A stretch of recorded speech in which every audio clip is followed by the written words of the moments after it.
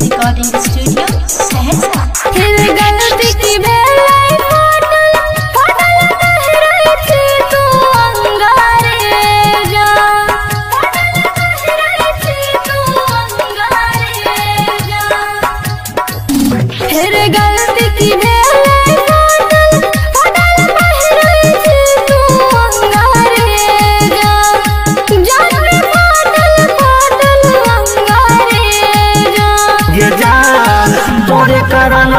बन गलियो भिख मंगा गे जान तोरे करनवा बन गलियो भिख मंगा गे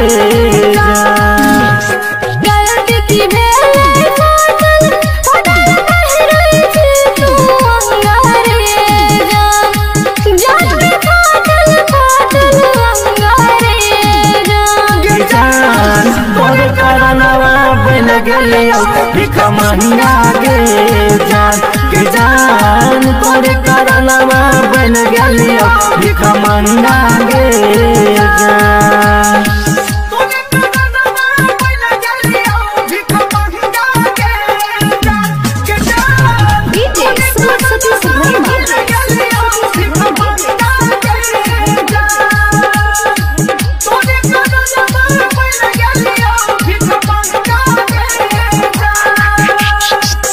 देखी देखी हालत तो है एक बरसनीर रे किस्मत मारा हिल धोखा दिल कई तकदीर रे।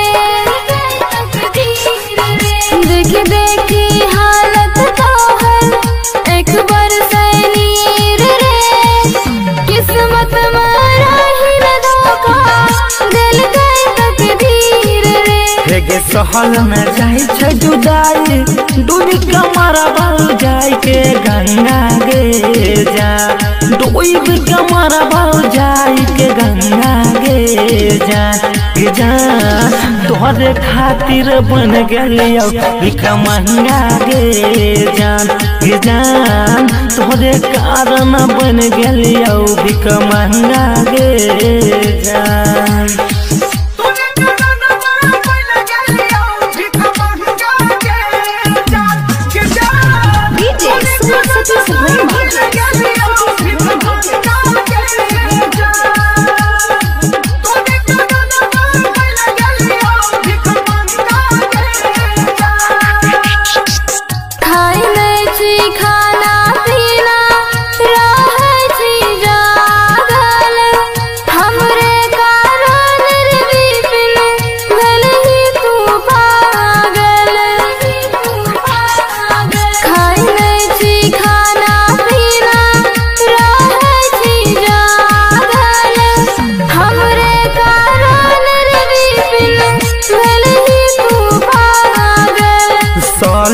चंदन संदित सब तारिया के है छौ संखा गे जान गे सब के है छौ संखा गे जान तोरे करनवा बन गलियो भिख मंगा गे जान तोरे करनवा बनलौ हम भिख मंगा।